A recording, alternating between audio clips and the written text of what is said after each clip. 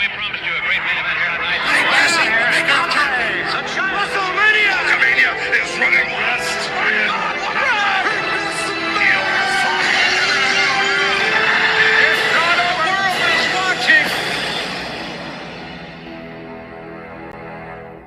Welcome to GW Wrestling Talk's review of Crown Jewel 2025.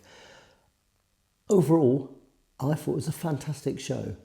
Firstly, apologies that it's taken so long to get this video out.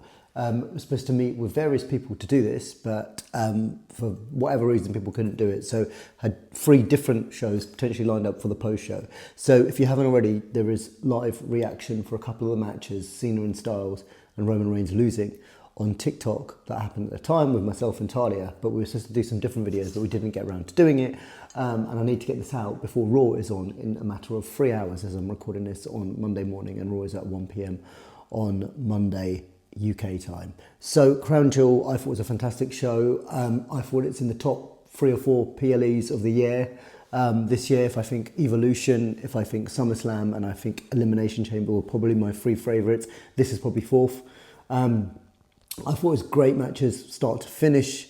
One particularly phenomenal match, pun intended, and a shocker of an opening result. So let's start there. Roman Reigns versus Bronson Reed in an Australian street fight, which is a fun match, a good match.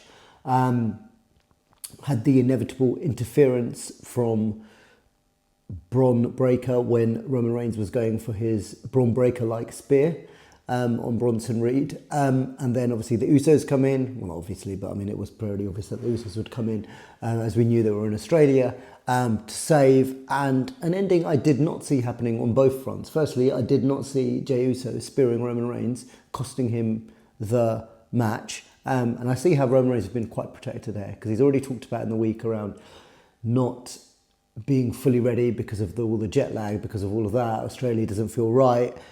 Obviously getting speared for a table, and then a tsunami from Big Bronson Reed. But I love this. I love the fact that he lost. It's only his second singles loss in over 5 years, I think it is.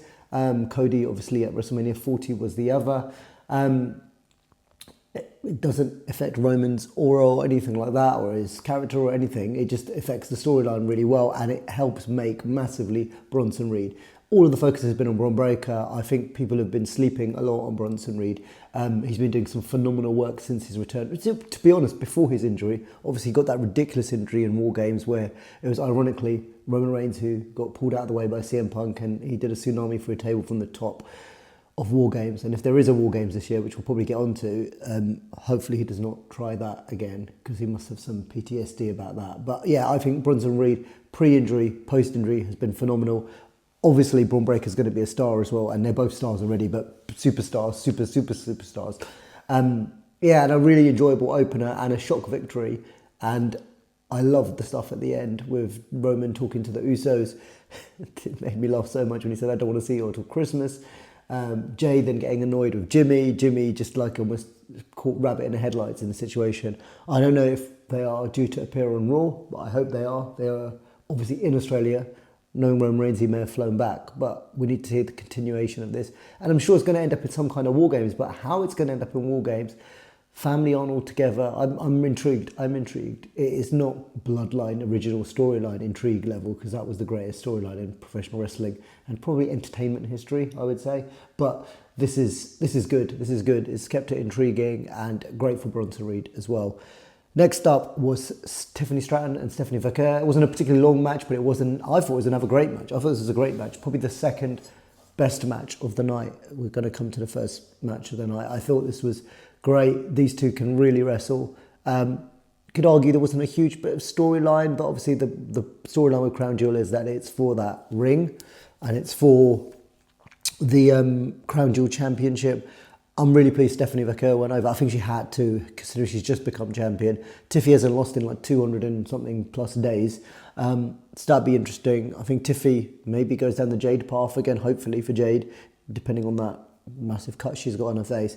Stephanie Vaquer needs some challenges on Raw. Yeah, Stephanie Vaquer and that, whatever it is, version of the spiral tap, whatever it's called, whatever you want to call it, that finishing move is phenomenal. And speaking of phenomenal, the match of the night, John Cena versus AJ Styles, I actually don't think you could have had this match with two different wrestlers in this style of match in a different crowd, and it would have gone down as well, because it was just finisher after finisher after finisher after finisher. And if you haven't already, check out our TikTok for our live reaction to a superb match, one of the best matches of the year, definitely. A homage to all of their opponents. I'm going to miss some. When people can write in the comments at all the wrestling moves that I missed. But we got a skull-crushing finale. Obviously the Miz's move. I think we got a choke slam, which was a tribute to the Big Show, because later on we got a tombstone, which was a tribute to the Undertaker. We got AJ Styles doing a coquina clutch from Samoa Joe. We got probably the moment of the whole event. I think definitely a moment that will live in the memories of many wrestling fans who saw it live or otherwise, when we got a Sister Abigail, and then the crowd in Perth lit up their phones, a tribute obviously to the late great Bray Wyatt. So yeah, it was, and I missed out some sweet chin music we got from AJ Styles. It's obviously, for years there was the dream match of AJ Styles versus Shawn Michaels, which obviously never happened. And I know AJ Styles obviously wanted it bad, but we got that, and I know I've missed out. I know I've missed out others. But it was a unique match. I don't think two different people could have done this. Like I said, in a different crowd, it would have just never worked. But it did work. It was, I'm going to use the word for the third time in this video, phenomenal, because it's per hour. Obviously, Cena's got 2 matches left. I think, unless he wrestles, he's got 2 Raw appearances. He's got a Raw appearance pre-Survivor Series. I think just one, maybe. Is it? No, he's got 2 Raw appearances, both before Survivor Series. He's then wrestling, I'm assuming, at Survivor Series, War Games, and then he obviously has his last match, Saturday Night's Main Event on December the 13th, which I saw something that apparently Donald Trump might be attending, which is hilarious. And yeah, it was just, I think, I'm sure there's going to be someone, and if you're watching this and you didn't enjoy that match, I want to know why you didn't enjoy that match, because it was just, yeah. Is it match of the year? For me, again, I would say there's 4. I've got 4 matches of the year, which is the 2 triple threats from WrestleMania, John Cena versus Cody Rhodes at SummerSlam, obviously not the WrestleMania one, and then this now. So John Cena's in there. Personal taste will always define whose match of the year is what, but I don't think many people will argue with that, but maybe you will argue in the comments if you're not happy with that, or tell me what you love to it. I saw someone saying it was a love letter to professional wrestling, and that's exactly what it was, a love letter to wrestling. And I'm intrigued if anyone didn't enjoy that match. Next up it was just as well that it was Rhea Ripley, who obviously is the crowd's huge favourite, being in Australia, because I think any other match would have fallen flat. It probably was the weakest match of the night, but it wasn't a weak match by any stretch of the imagination. So Asuka and Kairi Sane, the Kabuki Warriors, against Io Sky and Rhea Ripley, centered a lot around the hot tag to Rhea Ripley, typical sort of tag team match. But yeah, they get the win. What I've talked about to my friends, and I don't think I've talked about this on GWE yet, is how long can they build Io Sky and Asuka for? Can they? This feels like a WrestleMania match. Can they push this out into WrestleMania? Because you can get Kairi versus Io again. You can get Asuka versus Rhea again. Rhea and Io could go for the tag team titles. I want to see Io Sky and Asuka at WrestleMania. Maybe because I'm going to WrestleMania and I want to see it. But also, I feel like it's a WrestleMania match. It's definitely a huge match. But maybe we'll get it before, because it's quite a long way to push it out. Talking about another 5 months, 6 months. So it's a long way to do it. But they've done it before in wrestling, obviously, and they've built out stuff well. That feels huge. It should be built as a huge match. It's been a match that people wanted to see for ages. But yeah, that should get pushed out. And then finally to the main event. With no interference. So we had the story of Seth Rollins all throughout the last few weeks. I think this has been brilliant. I think Seth's been brilliant in the last few weeks. This stuff about the watch, Cody his friend, Cody's not his friend, Heyman saying you better do this, or you're not in the division anymore, your own group.